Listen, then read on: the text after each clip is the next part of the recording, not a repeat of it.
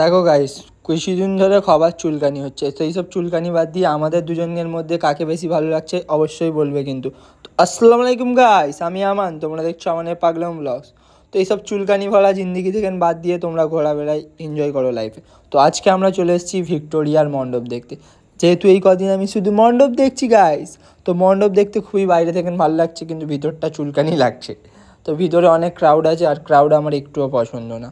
তো কিছু কিছু মণ্ডপের ভিতরটাও সুন্দর হয়, বাইরেটাও হয়।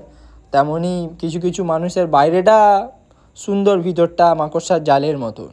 তো একদম ভুলেও এই মাকড়সার জালে পা দিবে না গাইস। তো এই মণ্ডপটার ভিতরটাও ভালো, বাইরেটাও ভালো।